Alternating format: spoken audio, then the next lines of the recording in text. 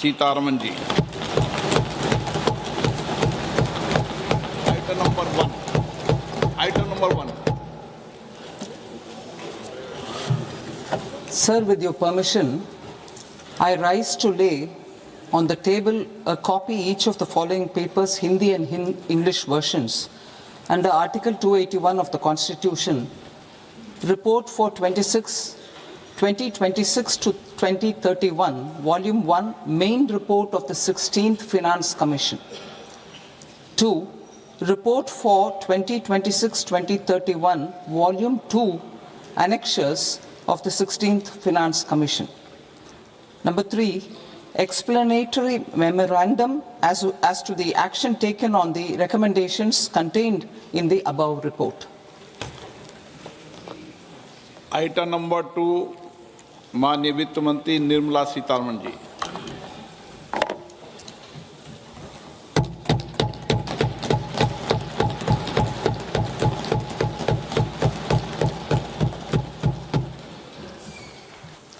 Honorable Speaker, sir, on the sacred occasion of Magh Purnima and the birth anniversary of Guru Ravidas, I present the budget for the year 2026-2027. Since we assumed office 12 years ago, India's economic trajectory has been marked by stability, fiscal discipline, sustained growth, and moderate inflation. This is the result of conscious choices we have made, even in times heightened uncertainty and disruption. Our government, led by Honorable Prime Minister Modi, has decisively and consistently chosen action over ambivalence, reform over rhetoric, and people over populism. We have pursued far-reaching structural reforms, fiscal prudence and monetary stability, whilst maintaining a strong thrust on public investment. Keeping Atmanirbharta as a lodestar, we have built domestic manufacturing capacity, energy security, and reduced critical import dependencies. Simultaneously, we have ensured that citizens benefit from every action of the government, undertaking reforms to support employment generation, agricultural productivity, household purchasing power, and universal services to people. These measures have delivered a high growth rate of around 7% and helped us make substantial strides in poverty reduction and improvement in the lives of our people. Today, we face an external environment in which trade and multilateralism are imperiled and access to resources and supply chains are disrupted.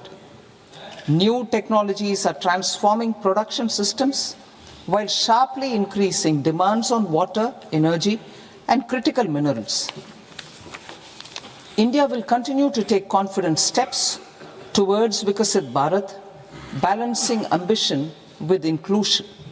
As a growing economy with expanding trade and capital needs, India must also remain deeply integrated with global markets, exporting more and attracting stable long-term investment. As I begin Part A, I want to express my gratitude to the people for standing firmly with us as we forge our way together towards becoming one of the largest economies of the world.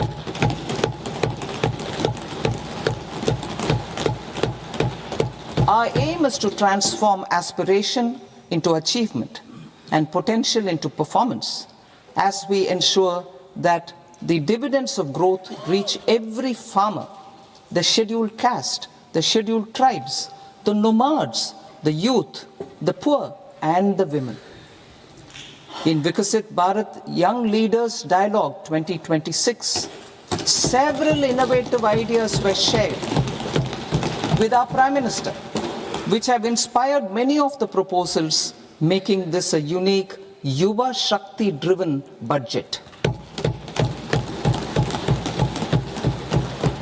Our government's sankalp is to focus on our poor, underprivileged, and the disadvantaged.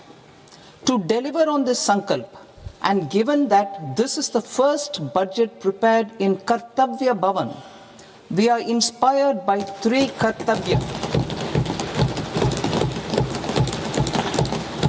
Our first Kartavya is to accelerate and sustain economic growth by enhancing productivity and competitiveness and building resilience to volatile global dynamics. Our second Kartavya is to fulfill aspirations of our people and build their capacity, making them strong partners in India's path to prosperity. Our third Kartavya, aligned with our vision of Sabka Saath, Sabka Vikas, is to ensure that every family, community, region, and access to resources, amenities, and opportunities for meaningful participation. This threefold approach requires a supportive ecosystem. The first requirement is to sustain the momentum of structural reforms, continuous, adaptive, and forward-looking. Second, a robust and resilient financial sector is central to mobilizing savings, allocating capital efficiently, and managing risks. Third, cutting-edge technologies, including AI applications, can serve us as force multipliers for better governance. Reform Express. Our government has undertaken comprehensive reforms towards creating employment, boosting productivity, and accelerating growth. After the Prime Minister's announcement on Independence Day in 2025, over 350 reforms have been rolled out. This includes GST simplification, notification of labor codes, and rationalization of mandatory quality control orders. High-level committees have been formed, and in parallel, the central government is working with the state governments on deregulation and reducing compliance requirements. The Reform Express is well on its way and will maintain its momentum to help us fulfill our Kartavya. I now move to specific proposals. Under our first Kartavya, to accelerate and sustain economic growth, I propose interventions in 6 areas. 1. Scaling up manufacturing in 7 strategic and frontier sectors. 2. Rejuvenating legacy industrial sectors. 3. Creating champion MSMEs. 4. Delivering a powerful push for infrastructure. 5. Ensuring long-term security and stability. And 6. Developing city economic regions. Scaling up of manufacturing in 7 strategic and frontier sectors. Biopharma Shakti, meaning biopharma strategy for health advancement through knowledge, technology, and innovation. India's disease burden is observed to be shifting towards non-communicable diseases like diabetes, cancer, and autoimmune disorders. Biologic medicines are key to longevity and quality of life at affordable costs. To develop India as a global biopharma manufacturing hub,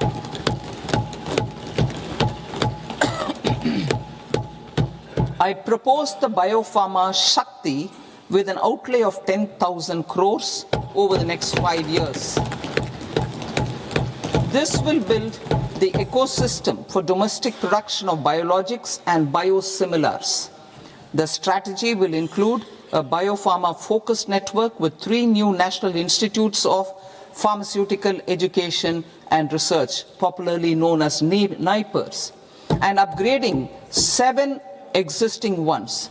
It will also create a network of 1,000 accredited India clinical trials sites We propose to strengthen the Central Drug Standard Control Organization to meet global standards and approve timeframes through and approval timeframes through a dedicated scientific review cadre and specialists. India Semiconductor Mission 1.0 expanded India's semiconductor sector capabilities. Building on this, we will launch ISM 2.0 to produce equipment and materials, design full-stack Indian IP, and fortify supply chains. We will also focus on industry-led research and training centers to develop technology and skilled workforce. The Electronics Components Manufacturing Scheme, launched in April 2025 with an outlay of 22,919 crores, already has investment commitments at double the targets. We propose to increase the outlay to 40,000 crores to capitalize on this momentum.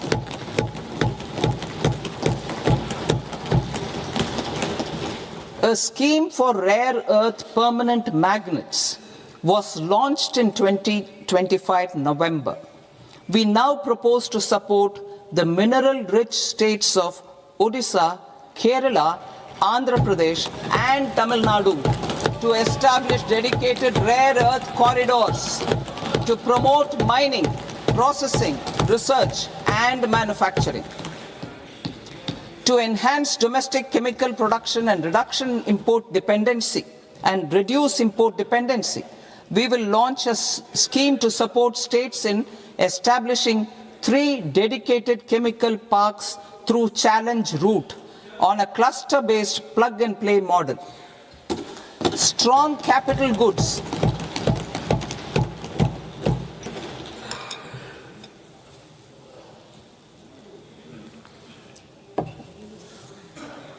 Strong capital goods capability is a determinant of productivity and quality across different sectors. Towards building this capacity, I propose the following. High-tech tool rooms will be established by central public sector enterprises at 2 locations as digitally enabled automated service bureaus that locally design, test and manufacture high-precision components at scale and at lower cost. 2. A scheme for enhancement of construction and infrastructure equipments will be introduced to strengthen domestic manufacturing of high value and technologically advanced CIE. This can range from lifts in a multi-storied apartment or firefighting equipment in multiplexes, large or small, and to tunnel boring equipments for building metros and high-altitude roads. I also propose a scheme for container manufacturing to create a globally competitive container manufacturing ecosystem with a budgetary allocation of 10,000 crores over a 5-year period. For the labor-intensive textile sector, I propose an integrated program. 1. The National Fiber Scheme for self-reliance in natural fibers, such as silk, wool and jute, man-made fibers, and new-age fibers. Textile expansion and employment scheme to modernize traditional clusters with capital support for machinery, technology upgradation, and common testing and certification centers. 3. The National Handloom and Handicraft Program to integrate and strengthen existing schemes and ensure targeted support for weavers and artisans. Tex Eco Initiative to promote globally competitive and sustainable textiles and apparels. Samarth 2.0 to modernize the upgrade the textile skilling ecosystem through collaboration with industry and academic institutions. Further, I propose to set up mega textile parks in challenge mode They can also focus on bringing value addition to technical textiles. I propose to launch the Mahatma Gandhi Gram Swaraj initiative to strengthen khadi, handloom and handicrafts. This will help in global market linkage and branding. It will streamline and support training, skilling, quality of process and production. This will benefit our weavers, village industries, one district, one product ODOP initiative and also our rural youth. India has the potential to emerge as a global hub for high quality, affordable sports goods. I propose a dedicated initiative for sports goods that will promote manufacturing, research and innovation in equipment design as well as material sciences. Rejuvenation of legacy industrial clusters. I propose to introduce a scheme to revive 200 legacy industrial clusters to improve their cost competitiveness and efficiency. 10,000 crores SME growth fund to create future growth fund to create future champions, incentivizing enterprises based on select criteria. I also propose to top up the Self-Reliant India Fund set up in 2021 with 2,000 crores to continue support to micro enterprises and maintain their access to risk capital. Liquidity support. With TREDS, more than 7 lakh crore has been made available to MSMEs. To leverage its full potential, I propose 4 measures. 1. Mandate TREDS as the transaction settlement platform for all purchases from MSMEs by CPSEs, serving as a benchmark for other corporates. 2. Introduce a credit guarantee support mechanism through CGTMSE for invoice discounting on TREDS platform. 3. Link GEM with TREDS for sharing information with financiers about government purchases from MSMEs, encouraging cheaper and quicker financing. 4. Introduce TREDS receivables as asset-backed securities, helping develop a secondary market, enhancing liquidity and settlement of transactions. Professional support. Government will facilitate professional institutions such as the ICAI, ICSI, ICMAI to design short-term modular courses and practical tools to develop a cadre of corporate mitras, especially in Tier 2 and Tier 3 towns. These accredited para-professionals will help MSMEs meet compliance requirements at affordable costs. Infrastructure.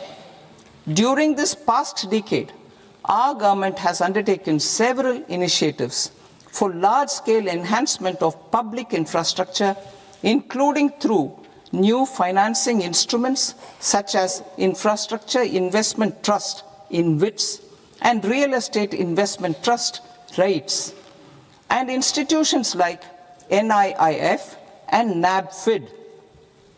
We shall continue to focus on developing infrastructure in cities with over 5 lakh population, that is Tier 2, Tier 3 cities, which have expanded to become growth centers.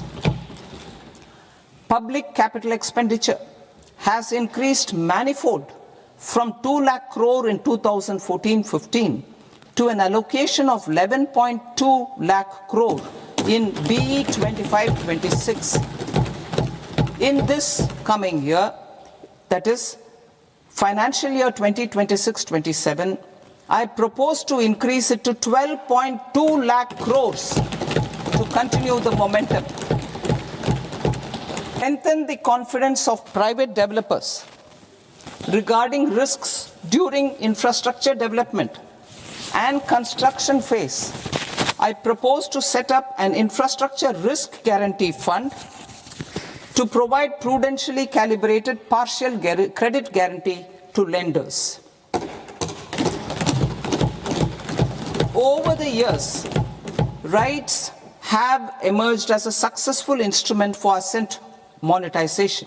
I propose to accelerate recycling of significant real estate assets of the CPSEs through the setting up of dedicated REITs. To promote environmentally sustainable movement of cargo, I propose to 1. Establish new dedicated freight corridors connecting Dankuni in the east to Surat in the west. Operationalize 20 new national waterways over the next 5 years. Starting with National Waterways 5 in Orissa to connect mineral-rich areas of Talcher and Angul and industrial centers like Kalinga Nagar to the ports of Paradeep and Dhamra. Training institutes will be set up as regional centers of excellence for development of required manpower for these waterways. This will benefit youth in the entire stretch of the waterways to train and acquire skills. Further, a ship repair ecosystem catering to inland waterways will also be set up at Varanasi and Patna. And C, launch a coastal cargo promotion scheme for incentivizing a modal shift from rail to road to increase the share of inland waterways and coastal shipping from 6% to 12% by 2047. To enhance last mile and remote connectivity and promote tourism, I propose to give incentives to indigenous manufacturing of seaplanes. A seaplane VGF scheme will be also introduced to provide support for operations. Carbon capture, utilization and storage. Aligning with the roadmap launched in December 2025, the carbon capture, utilization and storage technologies at scale will achieve higher readiness and in end-use application across 5 industrial sectors, including power, steel, cement, refineries, and chemicals. An outlay of 20,000 crore is proposed over the next 5 years for this purpose. City economic regions. Cities are India's engines of growth, innovation, and opportunities. We shall now focus on Tier 2, Tier 3 cities, and even temple towns, which need modern infrastructure and basic amenities. This budget aims to further amplify the potential of cities to deliver the economic power of agglomerations by mapping city economic regions based on their specific growth drivers. An allocation of 5,000 crore per CER over 5 years is proposed for implementing their plans through a challenge mode with a reform-cum-result-based financing mechanism. Road to increase the share. In order to promote environmentally sustainable passenger systems, we will develop 7 high-speed rail corridors to enhance last mile and remote connectivity and promote tourism. Namely, I propose to give incentives to indigenous manufacturing of seaplanes. Hyderabad to Bengaluru, Hyderabad to Chennai, Chennai to Bengaluru, Delhi to Varanasi, Varanasi to Siliguri.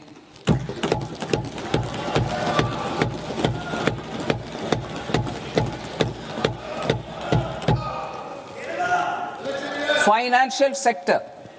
The Indian banking sector seaplane VGF scheme will be also introduced to provide support for operation. Quality, and coverage exceeding 98% of villages in the country. At this juncture, we are well placed to futuristically evaluate the measures needed to continue on the path of reform-led growth of this sector. I propose setting up a high-level committee on banking for Vikasit Bharat.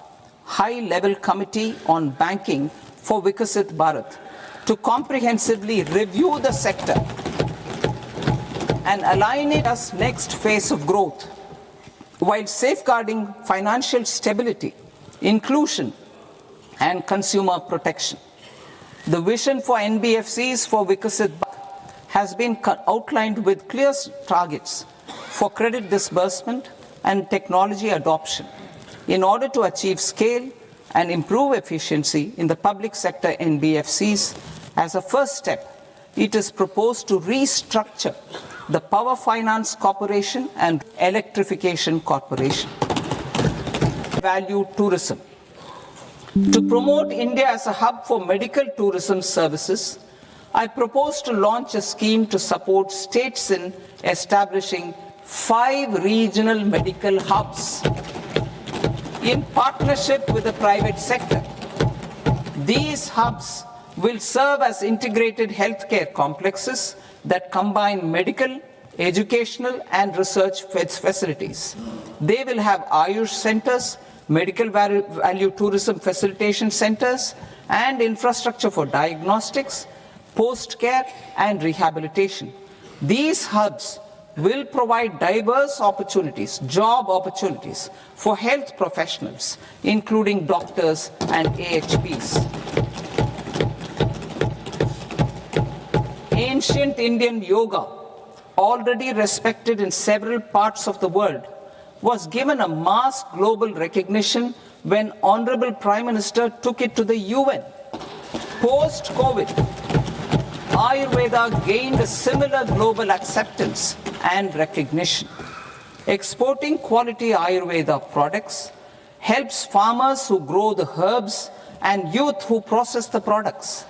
To meet growing global demand, a few more steps are being taken. I propose to 1.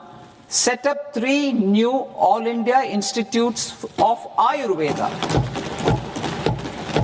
2. Upgrade Ayush pharmacies and drug testing labs for higher standards of certification ecosystem and make available more skilled personnel. 3.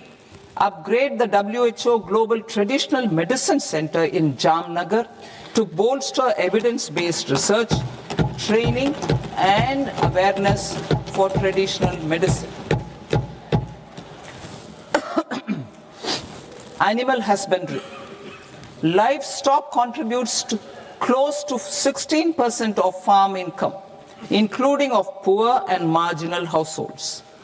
To scale up availability of veterinary professionals by more than 20,000, I propose to roll out a loan-linked capital subsidy support scheme for establishment of veterinary and para-veterinary colleges, veterinary hospitals, diagnostic laboratories, and breeding facilities in private sector.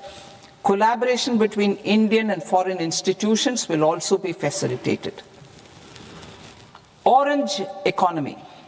India's animation, visual effects, gaming and comics sector, AVGC sector, is a growing industry projected to require 2 million professionals by 2030. I propose to support the Indian Institute of Creative Technologies, Mumbai, in setting up AVGC content creator labs in 15,000 secondary schools all over the country and 500 colleges. The Indian design industry is expanding rapidly, and yet there is a shortage of Indian designers. I propose to establish, through Challenge Route, a new National Institute of Design to boost design education and development in the eastern region of India. Education. Our government will support states through challenge route in creating 5 university townships in the vicinity of major industrial and logistics corridors. These planned academic zones will host multiple universities, colleges, and research institutions. I also propose a pilot scheme for upskilling 10,000 guides in 20 iconic tourist sites through a standardized, high-quality, 12-week training course in hybrid mode in collaboration with the Indian Institute of Management. A national destination digital knowledge grid will be established to digitally document all places of significance, cultural, spiritual, and heritage. This initiative will create a new ecosystem of jobs for local researchers, historians, content creators, and technology partners. India has the potential and opportunity to offer world-class trekking and hiking experience. We will develop ecologically sustainable mountain trails in Himachal Pradesh, Uttarakhand, and Jammu Kashmir. Also in Araku Valley in the Eastern Ghats and Podigai Malai in the Western Ghats. Turtle trails along key nesting sites in the coastal areas of Odisha, Karnataka, and Kerala. And 3 bird watching trails along the Pulikat Lake in Andhra Pradesh, Tamil Nadu. It's on the border. Under the visionary leadership of Honorable Prime Minister, we established the International Big Cat Alliance in 2024. This year, India is hosting the first ever Global Big Cat Summit, where heads of governments and ministers from 95 range countries will deliberate on collective strategies for conservation. Heritage and culture tourism. I propose to develop 15 archaeological sites, including Lothal, Dolavira, Rakhi Gadi, Adichanallur, Saranath, Hastinapur, and Leh Palace into vibrant experiential cultural destinations. Excavated landscapes will be open to the public through curated walkways. Immersive storytelling skills and technologies will be introduced to help conservation labs, interpretation centers, and guides. The sports sector provides multiple means of employment, skilling, and job opportunities. Taking forward the systematic nurturing of sports talent, which is set in motion through the Khelo India program earlier, I propose to launch a Khelo India mission to transform the sports sector over the next decade.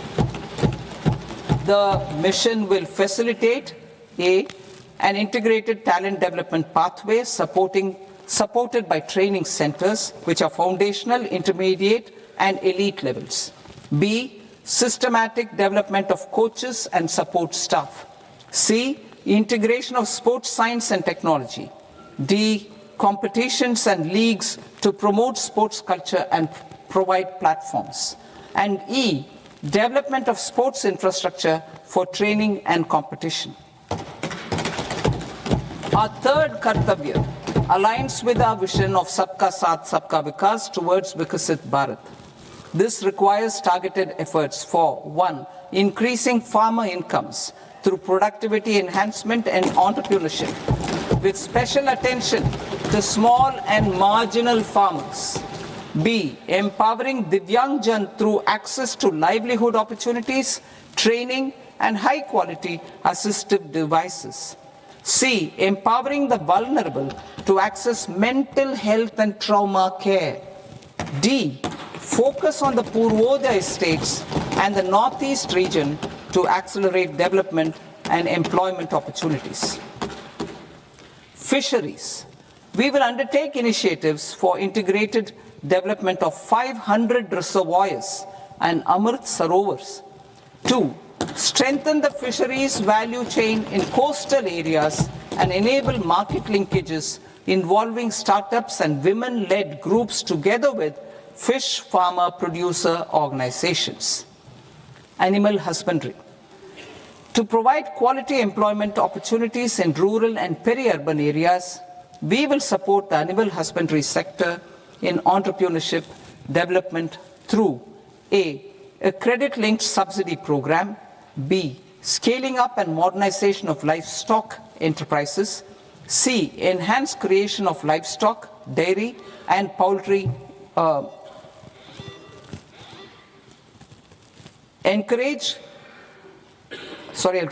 enhanced creation of livestock, dairy and poultry focused integrated value chains, and D, encourage creation of livestock farmer producer organizations. High value agriculture. To diversify farm outputs, increase productivity, enhance farmers' incomes, and create new employment opportunities, we will support high value crops such as coconut, sandalwood, cocoa, cashew in the coastal areas, agar trees in northeast, and nuts such as almonds, walnuts, and pine nuts in our hilly regions. These, all of them, will be supported. India is the world's largest producer of coconuts. About 30 million people, including nearly 10 million farmers, depend on coconuts for their livelihood. To further enhance competitiveness in coconut production, I propose a coconut promotion scheme to increase production and enhance productivity through various interventions, including replacing and non-productive trees with new saplings or plants or varieties in major coconut growing states. A dedicated program is proposed for Indian cashew and cocoa to make India self-reliant in raw cashew and coconut production and processing, enhance export competitiveness, and transform Indian cashew and Indian cocoa into premium global brands by 2030. Sandalwood. Sandalwood is closely linked to India's social and cultural heritage. Our government will partner with state governments to promote focused cultivation and post-harvest processing to restore the glory of the Indian sandalwood ecosystem, to rejuvenate old, low-yielding orchards, and expand high-density cultivation of walnuts, almonds, and pine nuts. We will support a dedicated program to enhance farmer incomes and in bringing value addition by engaging youth. Bharat Vistar, that is virtually integrated system to access agricultural resources. I propose to launch Bharat Vistar, a multilingual AI tool that shall integrate the AgriStack portals and the ICAR package on agricultural practices with AI systems. This will enhance farm productivity, enable better decisions for farmers, and reduce risk by providing customized advisory support. She Marts for rural women-led enterprises. Building on the success of Lakpati Didi program, I propose to help women take the next step from credit-linked livelihoods to being owners of enterprises. Self-help entrepreneur, She Marts will be set up as community-owned retail outlets within the cluster-level federations through enhanced and innovative financing instruments. Empowering Divyangjan. Divyangjan Kaushal Yojana. Information technology, AVGC sectors, hospitality and food and beverages sectors often offer task-oriented and process-driven roles which are suitable for Divyangjan. We will ensure dignified livelihood opportunities through industry-relevant and customized training specific to each Divyangjan group. Divyang Sahara Yojana, timely access to high-quality assistive devices for all eligible Divyangjan is a fundamental need.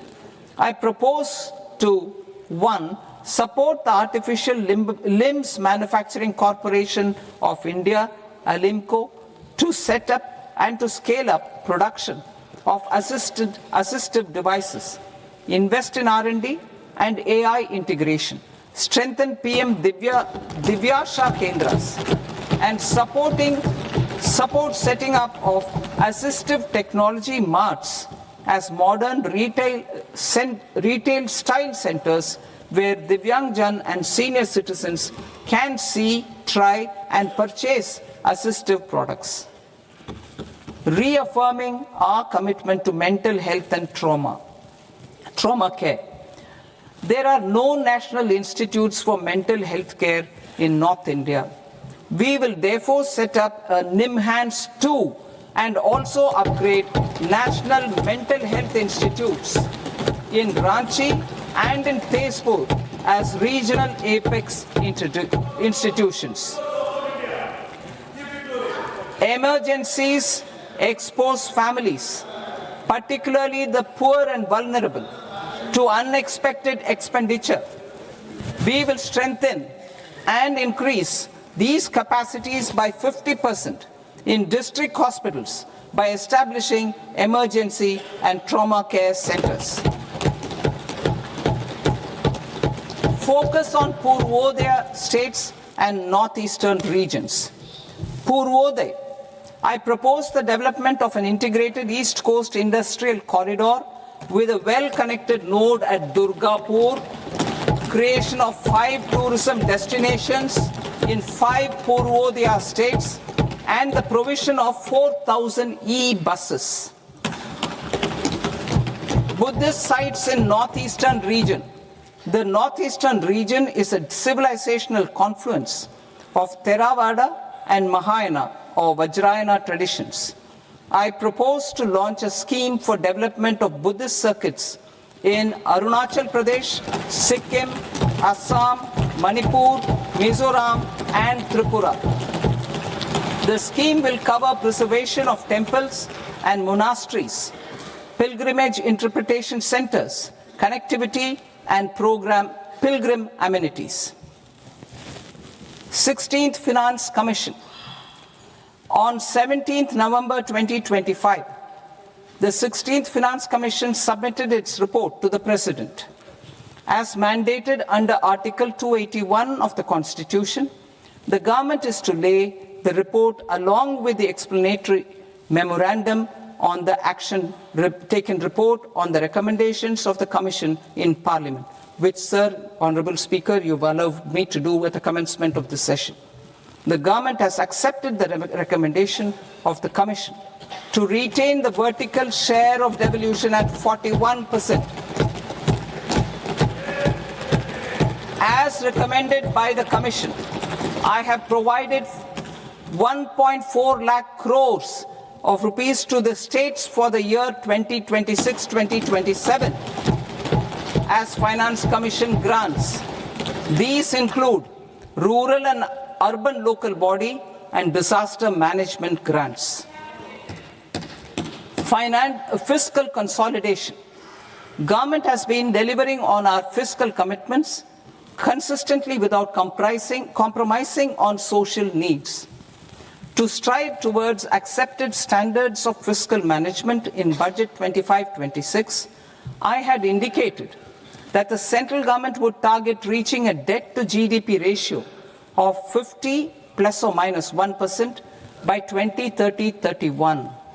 In line with this, the debt to GDP ratio is estimated to be 55.6% of GDP in BE 26-27, compared to 56.1% of GDP in RE 25-26. A declining debt to GDP ratio will gradually free up resources for priority sector lending and expenditure by reducing the outgo on interest payments. One of the main operational instruments for debt targeting is the fiscal deficit. I am happy to inform this august House that I fulfilled my commitment made in 2021-2022 to reduce fiscal deficit below 4.5% of GDP by 25-26. In RE 25-26, the fiscal deficit has been estimated at par with BE of 2025-26 at 4.4% of GDP. In line with the new fiscal prudence path of debt consolidation, the fiscal deficit in BE 26-27 is estimated to be 4.3% of the GDP.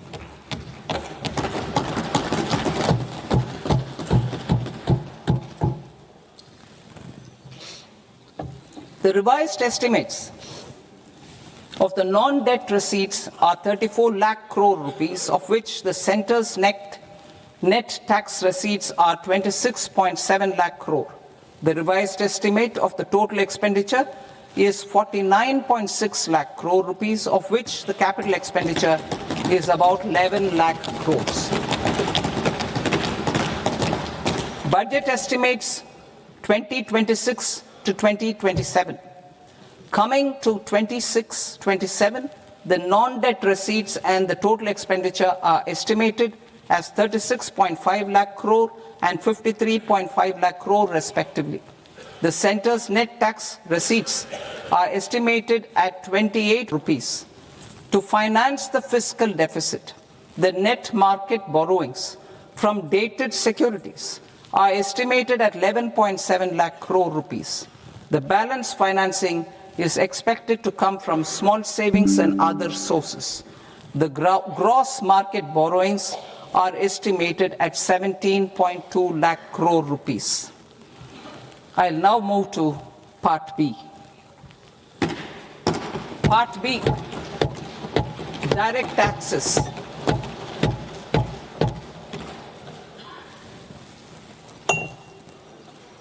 Honorable Speaker, sir, I now present my proposals on direct taxes. New Income Tax Act. In July 2024, I announced a comprehensive review of the Income Tax Act, and this will be at the rate of either 1% only. I propose a scheme for small taxpayers, wherein a rule-based automated process will enable obtaining a for the ease of taxpayer holding securities in multiple companies. I propose to enable depositories to accept Form 15G or Form 15H from the investor and provide it directly to various relevant companies. I propose to extend time available for revising returns from 31st December to up to 31st March with the payment of a nominal fee. I also propose to stagger the timeline for filing of tax returns. Individuals with ITR 1 and ITR 2 returns will continue to file till 31st July, and non-audit business cases or trusts are proposed to be allowed time till 31st August. TDS on sale of immovable property by a non-resident is proposed to be deducted and deposited through resident buyers and his or her PAN-based challan instead of requiring a TAN, which is a temporary accounting number. To address practical issues of small taxpayers like students, young professionals, tech employees, relocated NRIs, and such others, I propose to introduce a one-time 6-month foreign asset disclosure scheme for these taxpayers to disclose income or assets below a certain size. This scheme would be applicable for two categories of taxpayers, namely, A, who did not disclose their overseas income or assets, and B, who disclosed their overseas income and or paid due tax but could not declare the asset acquired. For category A, the limit of undisclosed income or asset is proposed to be up to 1 crore rupees. They need to pay 30% of fair market value of asset or 30% of undisclosed income as tax and 30% as additional income tax in lieu of penalty and would thereby get immunity from prosecution. For category B, asset value is proposed to be up to 5 crore rupees. Here, immunity from both penalty and prosecution will be available with a payment of fee of 1 lakh rupees. Rationalizing penalty and prosecution. Multiplicity of proceedings are hindrance to the ease of doing business. I propose to integrate assessment and penalty proceedings by way of a common order for both. There will be no interest liability on the taxpayer on the penalty amount for the period of appeal before the first appellate authority, irrespective of the outcome of appeal process. Further, quantum of prepayment is being reduced from 20% to 10% and will continue to be calculated only on core tax demand. As an additional measure for reducing litigation, I propose to allow taxpayers to update their returns even after reassessment proceedings have been initiated, and an additional 10% tax rate over and above the rate applicable for the relevant year. The assessing officer will then, maintaining a careful balance for